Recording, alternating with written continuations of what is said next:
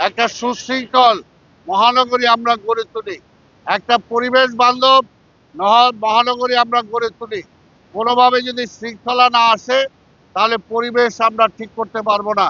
একটা সুন্দর, একটা ক্লিন সিটি, যেটা মাননীয় প্রধানমন্ত্রী চান, একটা ক্লিন সিটি, একটা গ্রিন সিটি, সেটা কিন্তু আমরা রূপান্তরিত করতে পারবো না। সেই কারণে আমরা পরিবহন মালিক, শ্রমিক, ওনাদের সহযোগিতা চাই। আমাদের কর্মকর্তা কর্মচারী যারা আছেন ওনাদেরকে সহযোগিতা করতে হবে। ভিতরে অবৈধ যে সমস্ত দোকানপাট আছে, কোনো দোকানপাট থাকবে না। কোনো দোকানপাটকে যদি আমরা বৈধতা দিয়েও থাকি, সেটা কাগজপত্র দেখে তারপরে তাদেরকে জায়গা দেওয়া হবে।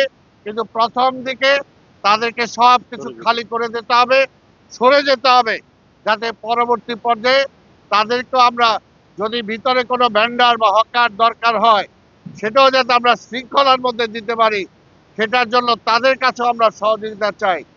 এটাই হলো আমাদের কথা। ধন্যবাদ। এখন পর্যন্ত দেই নাই। আমি এখন যেগুলো বলে গেলাম, যদি এটা নিটেন ক্লিন না হয়, পরিষ্কার না হয়, তাহলে অবশ্যই মালিক শ্রমিককে সাথে নিয়েই আমাদের মোবাইল কোর্ট চলবে। এখানে আমাদের ম্যাজিস্ট্রেটরা আছে, তারা যার যার, এবং এখানে আমাদের শান্তি শৃঙ্খলা রক্ষার জন্য পুলিশ ভাইরা আছে, পুলিশ ভাইরা আছেন। আমরা যৌথভাবে চেষ্টা করব যে এখানে একটা সুশৃঙ্খল অবস্থা ফিরিয়ে আনার জন্য।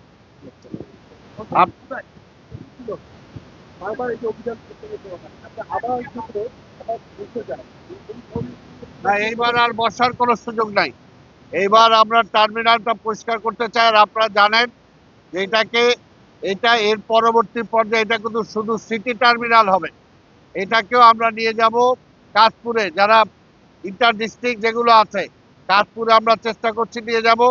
আর একটা যেটা হলো যে গুলিস্তানেও কোনো টার্মিনাল থাকবে না, সেটাও আমরা নদীর ওই পারে নিয়ে যাচ্ছি।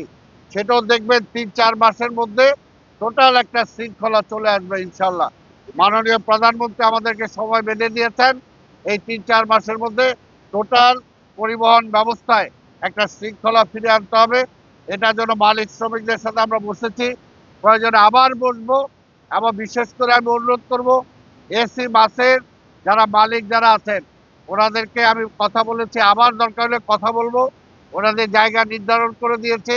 তারপর যদি ওনারা কথা বলতে চান, আরো কোনো বিষয় থাকে, সেগুলো তাদের সাথে আমি আলাপ করব। আলাপ করে সেগুলো যত দ্রুত সমাধান করার জন্য চেষ্টা করব। আপনাদের সবাইকে ধন্যবাদ। সময় দেওয়া আছে, আপনারা অপেক্ষা করেন। আমি তো বলেছি মালিক শ্রমিকদের সাথে কথা হচ্ছে, তারা এই মাসে 15 তারিখ পর্যন্ত সময় নিয়েছেন। তারপরে দেখেন কি হয়। 15 তারিখের আগে আবার আমরা বসবো ওনাদের সাথে, বসে ফাইনাল আবার আমরা সিদ্ধান্ত নেব, আমরা কি ছাড় দেব কি দেব না, ওনারা কি আর কি বলতে চান সেগুলো আমরা শুনবো। কিন্তু আমরা চাই একটা শৃঙ্খলার মধ্যে আসতে হবে। আপনাদের সবাইকে ধন্যবাদ। খোদা হাফেজ।